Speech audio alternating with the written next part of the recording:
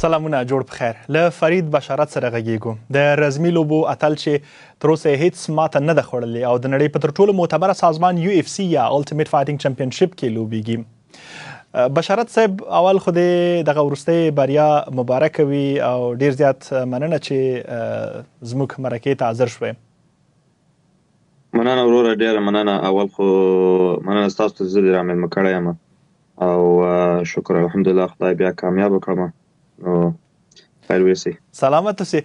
اول کې خو په UFC نایټ یا فایټ نایټ کې لوبې کولې، تر هغه وروسته د په اصلي مین ایونټ کې چې دغه 308 شمیره د دوی دوره وه دلته چانس درک.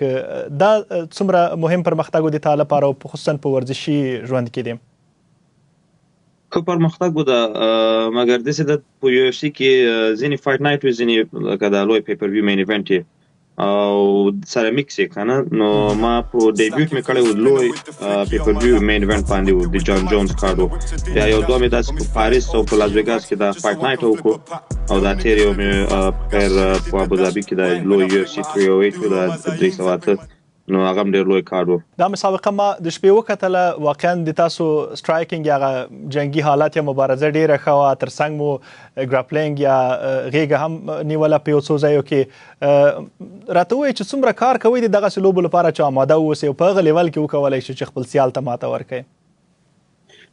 نو دا داسې موږ هره ورځ تقریبا کم از کم یو یا دوه وارې د ورځ تمرین کوو موږ، او یعنې چې جنګ هم اناونس شي چې د فلاني سره جنګ کوي په دغو تاریخ او دغو ځای کې، بیا د سړي تمرکز او کوشش بیا زیات شي او بیا یو 8 یا 10 کله 12 هفتې 8 او د 12 هفتې په منځ کې سړی بیا دوی ته موږ فایټ کمپ وایو چې سړی بیا د وزن کمول شروع کړي او کوچانو د نور لوبغاړي سره یو ځای شي او سپیسیفیک مخصوصا د کوم اپوننټ چې حریف لري دغه لپاره د پلان شروع کړي چې دغه سره جنګ وکړي. نو تاسو په همدغه UFC 308 کې خپل سیال ویکتور هوګو ته ماته ورکړه. د چې ما وکتل 2014 هیڅ ماته نه وه خوړلې، تقریبا 25 لوبې ګټلې وې، ډېر ښه ریکارډ یې و.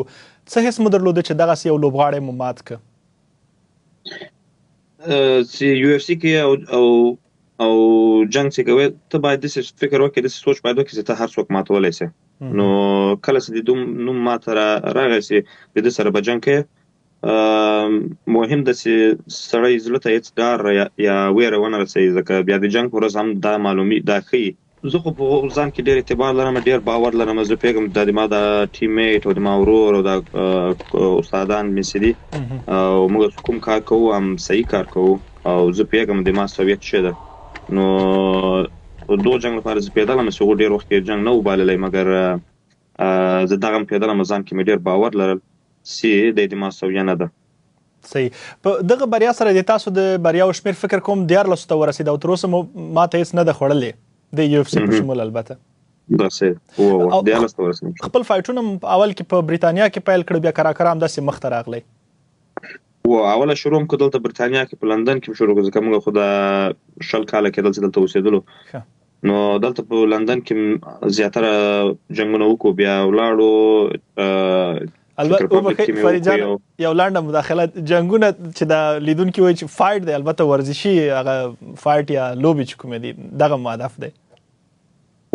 دغه داسې مطلب ده، مسابقه به ورته وایو. ښه، مسابقه دا موږ خو انګلیسي کې فایټ ورته وایو که نه. خو نو په زیاتره فایټونه مسابقې مې په لندن کې وکړې اوله، او بیا ولاړو چک ریپابلیک کې مې یو وکړو، مډریډ کې مې یو وکړو، او بیا ما د ما ورور جاوید موږ دواړو ولاړو امریکا ته او بیا هلته هم دا مسابقې ډېرې وکړې.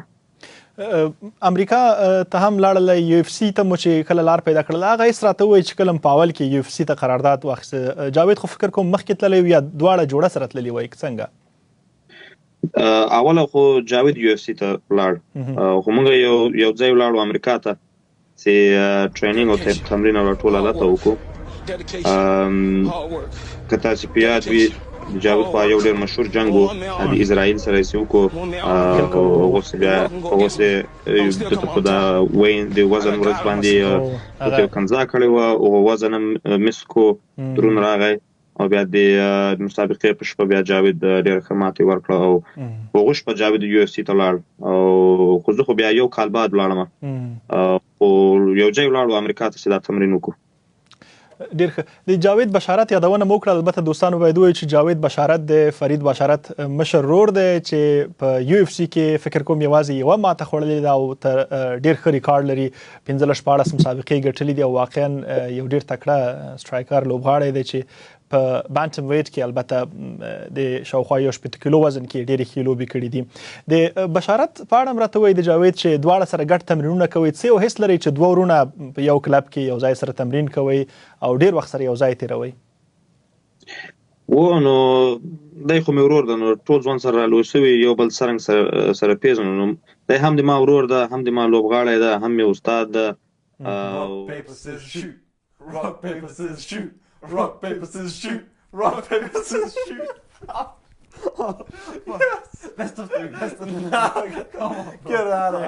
د راتلونکو مسابقو په اړه هم راته ووایئ، داسې څه خبر تاسو ترلاسه کړی که څنګه چې څه وخت به بله مسابقه کوئ، داسې دستي به یې کوئ که نه یو څه وخت به ونیسي؟ دغه زموږ ارمان داسې د روزې نه مخکې یو بل وکړو موږ دواړه، هم دی او هم زه.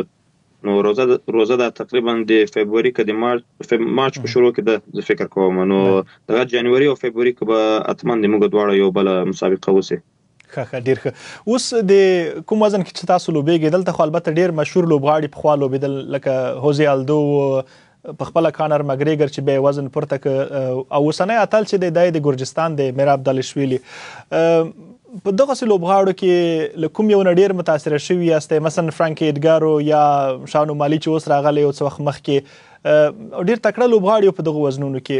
د کوم یو لوبه د تاسو خوښېدله؟ ممکن دوستان علاقمند دي چې پوه شي. اوس خو دوی ټول اوس خو د سیالي په سترګې ورته ګورو چې یو ورځ به په خیر جنګونه ورسره مسابقه ورسره کوو. خو چې وړکي وو دا جوزه الدو ډېر تکړه وو، ډېر مشهور وو او هغه وخت هغه قهرمان وو. او اوس هیله کوو چې موږ به یو ورځ د ده سره مسابقه وکړو او دا به ډېر سخت خوند وکړي. د تاسو په شمول چې هغه د وړکتوب کې لاړلی، په افغانستان کې هم ګڼ لوبغاړي وو چې هغوی لوبې کولې، اوس یې اکثر مهاجر شوي، جرمني ته راغلي، څوک په هند کې دي، ځینې لوبغاړي دي هغوی لوبې هم ګټلې دي، زمینه ورته برابره شوې ده. مګر ګڼ نور هلته په خپله وطن کې پاتې دي او هغوی هم دا ارمان لري چې د تا په څېر یا د نصرت اقپرست په څېر یا د ځینو نورو لوبغاړو په څېر یا د جاوید بشارت په څېر ولوبېږي او چانس ورته برابر شي. نو دغه ځوان کې ډېر اغوسته، ډېر که موقع ورته پیدا شي ښه به وي. که په ځوان کې نور کارونه هم شته ډېر، او دا د موږ کار چې ده اسانه کار نه ده. او هر پلار او هر مور به درته وایي چې دوی نه غواړي چې دوی ماشوم داسې لوبې ته ورګډ شي. او حتما د ما مور او پلار هم تل داسې راته وارخطایي چې د ما مسابقه وخت وي.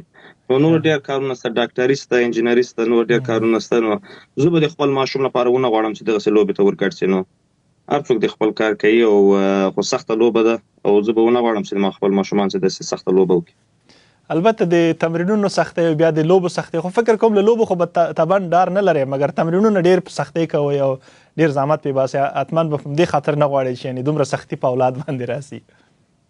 داسې ده ډېره سختي ده. ګوره موږ ډېر زحمت کاږو، دا کوم پرهیزونه چې نیسو او د ورځې دوه درې وارې تمرین او ورزش کوو، اسانه ژوند نه ده. نو مور او پلار خو خود د ماشوم لپاره زړه بدېږي. نو د ما پلار به ماته تل ویلي چې داسې څه کار وکړو، ولې ولاړ نه لې ډاکټري ته، ولې انجینري دې ونه کړو، یا به وکیل سوی وی، یا داسې چې اسانه. خو زه دا د ما هغو و، دا د ما څه ورته وایي، دا د ما ارمان و او شوق و.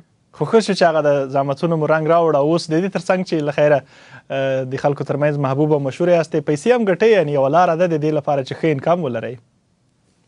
واقعا چې دا سر ته ورسېږي، دا ټپ پسې ورسېږي، یا لکه UFC بیا خو پیسې خو هم ښه پیسې، خو دا په دا شروع کې ولا سخته وه. د اول څو کلونو کې هېڅ پیسه نه وه، خو الحمدلله اوس یو جې ته رسېدلی یم چې پیسې خو هم اوس بدې نه دي، شکر.